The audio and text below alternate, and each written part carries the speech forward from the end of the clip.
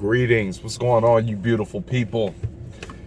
It's 3:08 a.m. I'm on my way to this gym to take care of my minimum standard. Fix this camera. What I mean by minimum standard, meaning the things that I need to do for myself before I dare go into this world and take care of anybody else.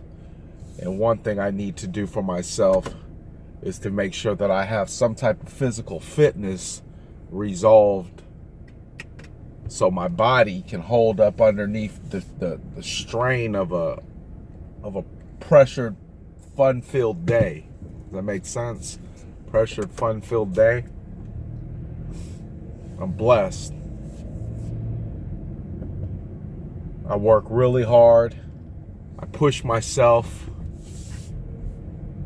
And I believe that I've pushed myself into the right areas, the right directions.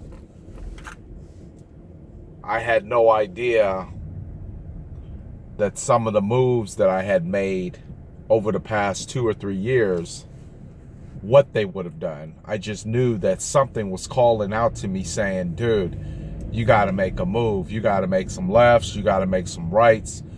You got to go. You got to go.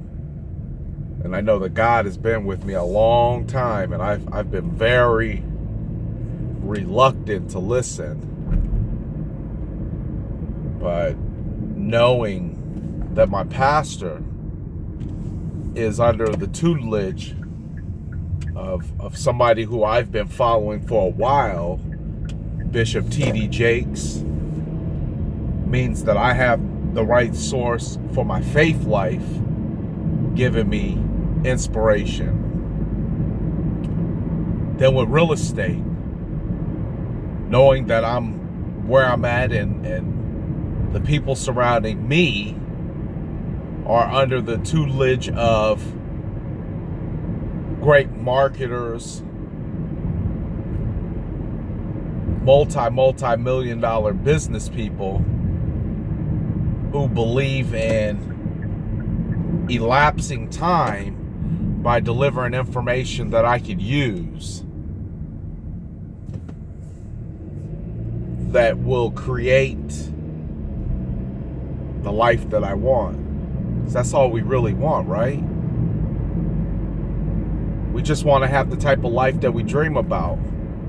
The sad part is every time we get close to that, we find a way to sabotage ourselves. I'm not going to say any names, but me and my wife were talking yesterday as we were driving.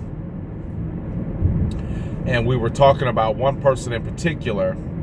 And I said, had this individual, not every time that they had reached a level of success, had they not found a way to knock themselves back down, either by drinking, either by getting high, starting a fight, or just not showing up to work, this individual would have been a multi-millionaire. I know this for a fact. I've never seen anybody hustle more than I have with this person. And given their age, I'm like, damn, you're still moving like that.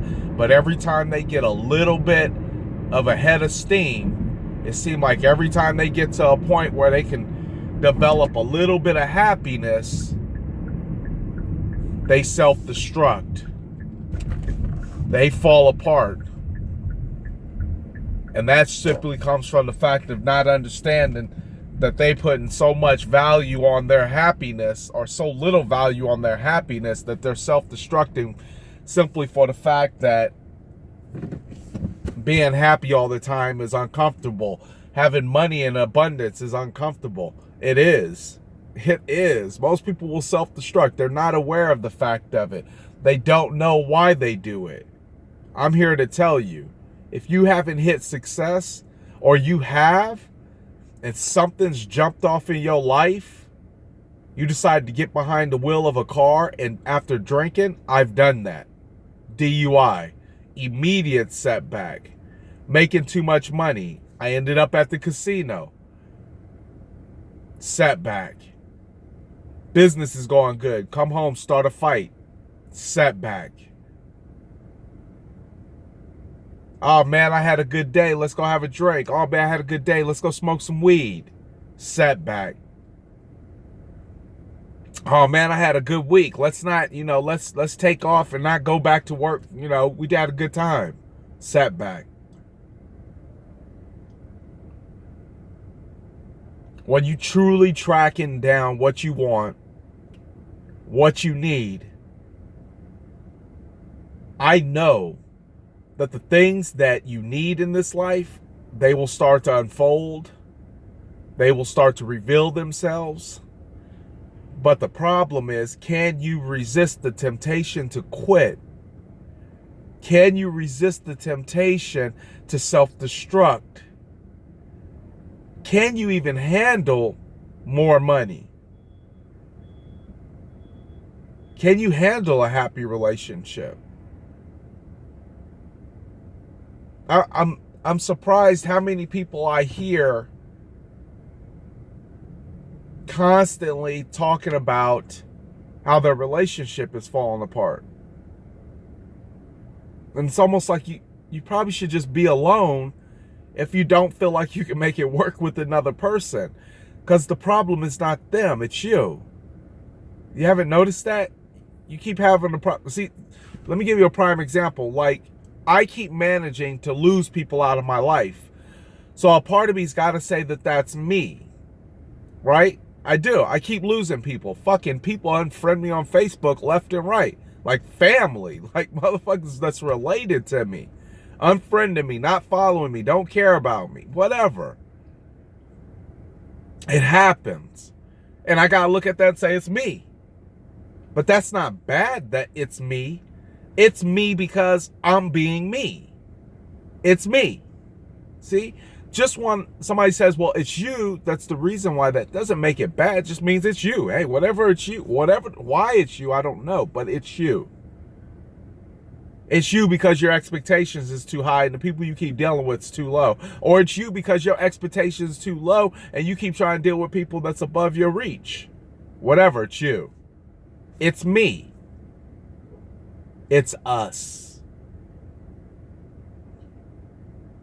But if you resist that temptation to be involved in a self-destructive relationship or constantly be involved in stopping and starting and quitting everything that you do, the tools that you need will start to be unveiled. Only if you're willing to stay the course. I had no idea that I would be in a church that was under a tutelage of a very great bishop like T.D. Jakes, who I absolutely adore this individual. I don't think any man's perfect. I just think some of us have the ear of God really well and listen to it. And others have the ear of the streets and listen to it.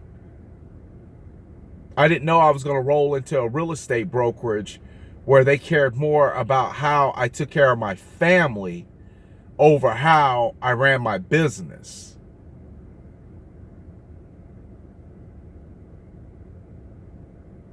But when you have a mentality that says, I won't stop, I won't quit, the right people will start being delivered into your life. I'm changing. I'm not the same person I was last year. I'm not the same fucking person I was yesterday. I'm changing. Because change is good.